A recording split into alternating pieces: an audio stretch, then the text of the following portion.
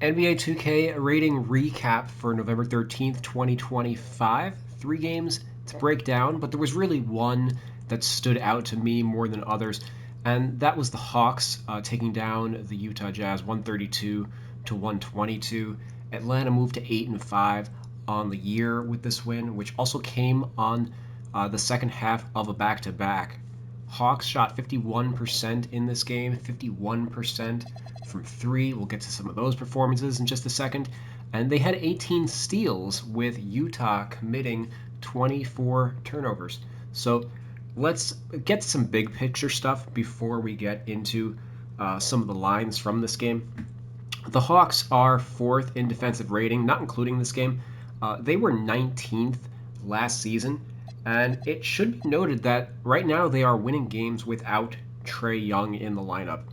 They are 2-3 on the season in the 5 games that Trae Young played, which means they are 6-2 without him, including their current 4-game winning streak. One of those wins with Trae, though, was the game against the Nets, where he got hurt and only played 7 minutes. So really, they're 1-3 with him and 7-2 without him, which is a crazy disparity. And I think it's kind of signaling the end of the Trae Young era in Atlanta and the start of Jalen Johnson in Atlanta. He's looked like an all-star so far this year. They've put the ball in Jalen Johnson's hands with Trae sidelined, and the offense is really clicking. They're running downhill, finding these guys in transition. And Jalen Johnson himself had a career night with 31 points, 18 rebounds, 14 assists, 7 steals. He was also 4 of 5 on threes. All of those were career highs. The threes being the least impressive, that tied his career high. But 14 assists, his previous high was 11, 18 rebounds. I think his previous high was either 13 or 14, and then he had 30 points once before. But yeah, overall a dominating performance with those 14 assists, a lot of them to completely wide open shooters. 88 overall, plus 3 is what I've got him at. You can see that he's tied for Trae Young with the highest rating on the team. I imagine Young will slip a little bit once he comes back, if he continues playing at the level that he put forth in those first 4 games or so. Has his efficiency's kind of fallen off. But just to go over some of Johnson's stats that don't even include this game, he's got a 22.5 player efficiency rating, 65% true shooting on 25% usage, averaging 21 points per game, 9 rebounds, 6 assists, 59% from the field, 27% from 3, 85% from the free throw line. That's plus 9% on his field goal percentage from last year, plus 10% on his free throw percentage from last year. So he's shooting 66% on twos. That is also a plus 9% overall. And by the way, for what it's worth, that 4 for 5 that he shot from 3-point range tonight brought that 27% all the way up to 35%. It's exactly why I don't overreact to early season 3-point percentage the way that like 2K Sports does, because all it takes is like one really good game, and then there's just like this wild fluctuation in the stat. I'm not trying to run myself in circles, so I tend to wait things out a little. I'm a little more gradual in my process than they are. We're gonna get there eventually on some of these guys, but yeah, Johnson has been really impressive as a finisher. He's shooting 80% from the field on his layups so far. Gets about a dunk or two per game. He's shooting pretty well from 3 to 15 feet as well.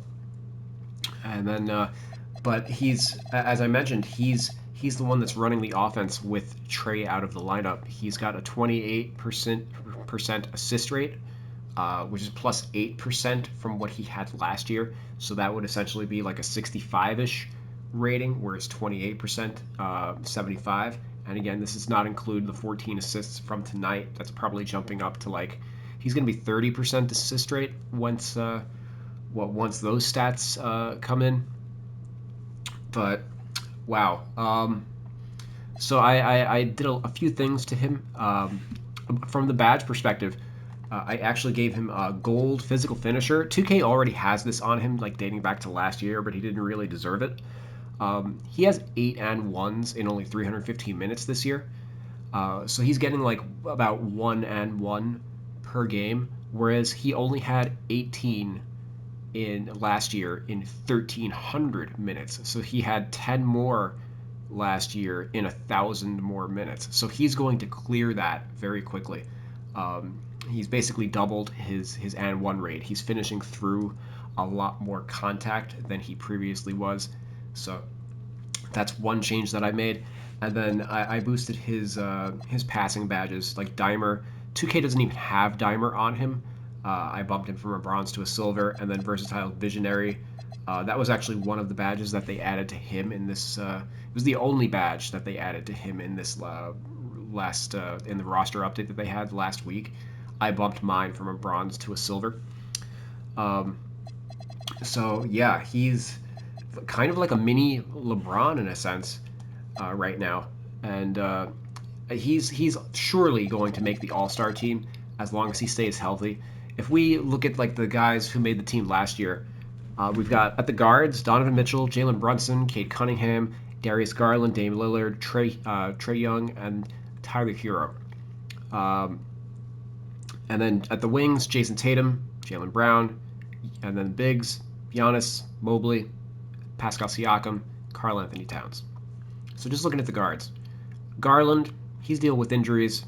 He's not going to make it. Cavs are not like the number one team in the East. You know, a big part of why they had 3 All-Stars last year. He's not going to make the team. Dame, out for the season. Trae, not playing at an All-Star level, and also missing a month with this injury. So just based on like availability, if you miss a month due to injury, the way that they've been voting recently, ever since they've like implemented the 65 game rule, the coaches care a little more about like availability, you know, how many games the guys played when they're naming these guys to the All-Star team. He's not going to make it either. Tyler Hero, he hasn't even played this year. He won't play enough games to make the team to get any type of consideration. Wings. So Mitchell, Brunson, Cade, those guys are more or less locks, all NBA, as long as they're healthy. And then wings, Tatum out for the year. Jaylen Brown, he's probably going to make the All-Star team. Celtics are hovering around 500. And he's played really well. And then bigs, we got Giannis and Mobley. Those guys are locks. They're the best guys on their teams, essentially. Well, Mobley and Mitchell sharing that honor, but Mobley, reigning Defensive Player of the Year, you know, no-brainer. Siakam, he was the Pacers All-Star last year. The Pacers are 1-10, 1-11, I think, after tonight. So he ain't gonna make it with that type of record. I mean, he's putting up good numbers. Maybe they throw him a bone. Kind of depends on how weak the class is this year, but that kind of seems unlikely. And then Karl Anthony Towns is not having the season that he had last year. He's not gonna. So that's 7 guys that were All-Stars last year that are not going to be All-Stars this year. Now, there's some guys like on the Magic, you know, neither Paulo or Franz was an All-Star last year. Maybe one of those guys make it if the Magic turn their season around. You know, so that's one guy on the forward spot. But I think Jalen Johnson I would take over either of those guys, and I would take him over Jaylen Brown as well. Really, the only front court players I would take over him right now are Giannis and Mobley. So, yeah, really nice development for the Atlanta Hawks and much needed. So that now raises a question of like, what are they going to do with Trae Young moving forward? He's got a player option, so given that he's not going to get an extension, it's looking like it doesn't necessarily mean he's going to become a free agent. What probably happens is he's going to end up opting into that player option. So if he does get traded, you know, the closer he gets to free agency, the less trade value he has. So it might be in their best interest to find a home for him for a team that When he gets traded, they'll have enough time to extend him prior to him hitting free agency. The way extension rules work is like you can't sign an extension until 6 months after you've been traded. Um, so they're on a little bit of a clock to figure out the Trey situation, and Jalen Johnson has put them in a really good spot where they absolutely have leverage over Trey Young. It's looking like they don't really need him moving forward. Um, but yeah, let's check out another really big development in this one, which also kind of plays into the future of this team. Onyeka Okongwu had a breakout game, 32 points. I'm assuming that's his career high. I didn't check that part of his career line. What I was really more focused on was he also had 11 rebounds, 2 steals, 3 blocks. So just a solid overall game. Really outplayed Yusuf Nurkic, but he was 8 of 14 from 3-point range. His previous career highs were 4 threes made and 7 3-point attempts. So he doubled both of those in this game. Just absolutely insane. Another reason why we don't freak out over percentages. He went from 33% on the year in three-pointer to 40%. He's now 21 of 53 through 13 games. So he's hitting a little over more than one per game. So he's shooting them. We had already, I'd called out that he had been shooting them at higher volume than he had been the past couple of years. This game is a huge breakout performance. He was obviously on the receiving end of a lot of those Jalen Johnson dimes. The Jazz obviously left him open. Yusuf Nurkic is one of the worst in the league at getting out on shooters, and they were probably content to just let Okongwu pull from there. But maybe after like the 5th or 6th one, they should have started to contest them or change their strategy or whatever. But Okongwu definitely used the opportunity against Nurkic to test his shooting prowess. So be on the lookout. That's something the teams really have to watch out for now. And it's also a very interesting wrinkle for the team because, by the way, Kristaps Porzingis was a DNP in this game, as it was a back-to-back. He's in and out of the lineup. He's unrestricted free agent at the end of the year, possibly angling for an extension. Onyeka Okongwu is significantly younger and healthier. So he probably, even if they were to sign Porzingis on an extension, they should really be looking at him as like maybe he's the starter for like another year, but he's probably the long-term backup. Okongwu stepped into the starting lineup last year when he overtook Clint Capella. Clint Capella has completely fallen off over like the last 3 years or so. But he started 40 games for them last year, and then they acquired Porzingis to they really have the stacked front court at the center position right now. It's super luxury to technically have Okongwu as like the 6th man center on this team, which I guess probably means he's like the favorite for sixth man of the year or one of the favorites, depending as long as he starts fewer than like 40 games this year. But yeah, I don't know what maybe they could end up trading Porzingis at the deadline too, if they just decide that they want to move forward with Okongwu as the starter, which would be great from like a salary cap perspective, by the way, because he only makes like 15-ish million a year. Let's just check out his contract real quick. Yeah, 15 this year, 16, and then 17. He's super underpaid if he's going to be playing like this on the regular. If you recall, like part of the why the Golden State Warriors went on their super dynasty run is Steph Curry. He was underpaid for pretty much the entirety of the dynasty. He was only making like $11 million a year or something like that because back then, like he signed his extension when he had dealt with like a lot of ankle injuries, and essentially before he had like really had his MVP caliber like breakout. So they were able to get him on a discount, and then they were able to spend more on other players to surround him with. One of those ending up being Kevin Durant. We won't get into the details of how all that happened, but It's like a similar thing with Okongwu. Like when you have guys who are underpaid, it actually benefits the team because you can afford to pay other guys. Even Jalen Johnson is also underpaid. He makes a flat 30 million for the he signed I think flat 30 million for 5 years. Oh my God. Yeah, what a bargain that they have. If they have like a cost controlled front court, that means that they can actually splurge on uh, uh, not unlike a small forward who's like better than Zachary Risachet. Like they have a lot of options that they can really do in trades. Like if they decide that Trey and Porzingis aren't part of like the long term fit of this team, they can bring in somebody who makes like a little more money, signs to like a longer term deal, who just fits better around like this young core that the Hawks have been building. So really exciting. I was really glad I got a chance to like watch some of the highlights from this game, but just like do a little bit of a dive into and theory craft what the Hawks could be. I got most of their ratings done. I basically need to work on. I need to get ratings in for Risachet and like the rest of the rotation players. But otherwise, I'm feeling pretty good about where I am with the Hawks right now. Vid Krejci, for what it's worth, you might notice I have him at a 79 overall. That's a +6 from where 2K's got him at. He has had woeful 2K ratings for a number of years, so I made sure to get his rating in. But he had a big night again in this one with 20 points on 6 of 8 from 3, and playing 32 minutes. He's averaging 19 points over his last 4 games, so he's really stepped in to a role with. Aside from Trey being out, they've also had some injuries like Nickeil Alexander-Walker missed a couple games. So he's been a vital part of what they're doing. Oh, by the way, he's also on an absurdly cheap contract. He makes basically the minimum for the next 3 years. These are all non-guaranteed years.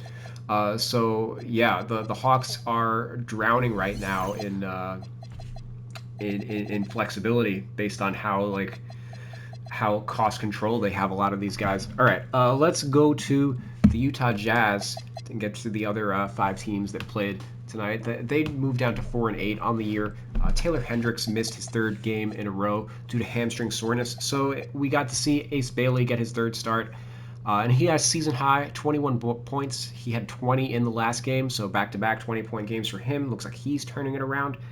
2K dropped him down to 73 overall in their roster update last week. I thought that was foolish because, again, small sample sizes on shooting. They'll probably bump him back up to like 76 or something next week when they do another update. But Lauri Markkanen, he was the high roller for them in this game, 40 points. His defense, though, was probably a big part of why Jalen Johnson went off. And Nurkic had close to a triple-double with 10 points, 10 rebounds, 8 assists. But I say triple-double loosely. That's like the Rondo triple-double, 10-10. And, when you only score 10 points, the triple-double has it's a little nebulous in terms of value. Obviously, he's not the most efficient scorer in the NBA. And then Keontae George, 19 points, 6 rebounds, 7 assists, another solid all-around game. I've got him up to an 83 overall, +1. I did give him a boost to his Dimer badge, bringing that from bronze to silver. Otherwise, I feel pretty good about everything else. He's pretty, aside from the pass rating, his passing being up, his assist rate, I mean, everything else is kind of in line with where it was last season. His 3-point rating is down right now at like 25%. But again, I'll say this ad nausea, I don't care until we get deeper than 3 weeks into the year. And then Svi Mykhailiuk, he went over 4 in this game, but I did boost his rating up to a 79 overall, also a +6, similar to Vid Krejci. Same shit. Like these guys who were at some point 3rd strings, 2K is just awful at keeping up with when these guys become rotation players. They're very slow to the take. Z has been starting all year, and they've got him at a 73. So I gave him essentially this isn't even that far from where I had him last year in limited minutes. He was a spot starter here and there. Basically, if I have the intangibles thing on him essentially to max him out, but last year I would have had him 60 intangibles, so 76. He's he was a role player last year. This year playing a little bit of a larger role. Let's go over to the Toronto Raptors and round this out. They move up to 7-5 on the year, taking down the Cavs. Impressive win for them, 126 to 123. Scotty Barnes had close to a triple double, just like Jusuf Nurkic, except he had 28 points, 10 rebounds, 8 assists, not 10 points. Emmanuel Quickly, another good game for him. He's been really solid the last week or so. 25 points, 6 assists. Jakob Poeltl had a season high, 20 points. He's also been playing better over the last week. Colin Murray-Boyles was out in this one. Mamu returned from a one-game absence. Going over to Cleveland, they dropped to 8-5. Obviously, they've been dealing with a lot of injuries of late. I have to reactivate Mitchell and Mobley. They did play in this game. Darius Garland, though, did not. Mitchell had 31 in this game. Mobley, only 7. Jarrett Allen, only 6 points. Only 13 points combined for the starting front court for the Cavs. Whereas Naquan Tomlin had 18 off the bench. I'm not actually sure what this was about because it was a 3-point game, so I wouldn't call this garbage time. So that is something that I will be YouTubing. Not quite his career high. He had a 24-point game last year in what I presume was one of those April garbage time 40-minute games.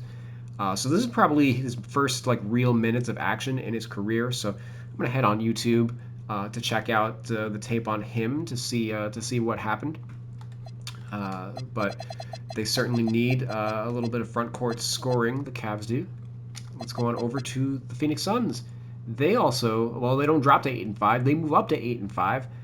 Trucking the Pacers 133 to 98, 5-game winning streak for the Suns. Devin Booker 33 points, Dylan Brooks 32.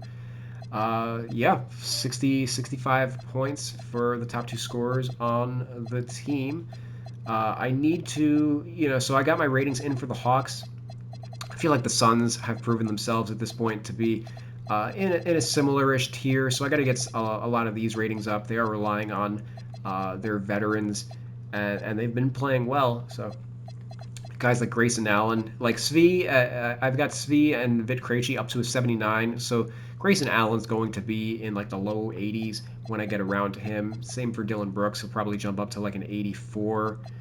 I like what the Suns have been doing this year. Let's head on over to the Pacers. They dropped to 1-11. I like what some of them have been doing this year. It's just, they just don't have enough talent to win games. Andrew Nembhard had 21 in this one. Siakam had 19. Those guys have been fine when they've played, but there's not too much around them. Jarris Walker went 0 for 10 from the field in this one, so yikes, that's going to tank his shooting percentages pretty badly for the foreseeable future. He came off the bench in this one. He had been starting for a little bit, but it's now they've been starting Siakam at the 3 next to... Oh, right, he's not pictured. Jeremiah Robinson-Earl on a hardship contract has been starting at the 4 the last couple games. So I presume that hardship exception will be up, and then they'll... I think, because who are their injured guys?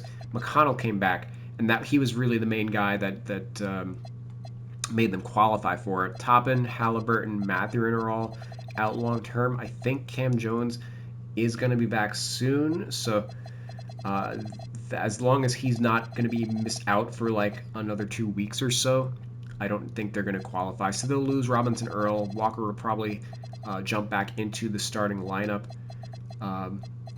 But yeah, not a good game for him. TJ McConnell came back recently. He was, he's been solid off the bench. They finally have point guard play on this team, but they keep losing all these games by 40 points because they don't have anybody in the front court. Obviously, they're starting JRE at the 4, and then playing Siakam at the 3 to kind of get a bigger front court at the very least, because they have absolutely nothing at center. Tony Bradley's been the starter the last couple of games.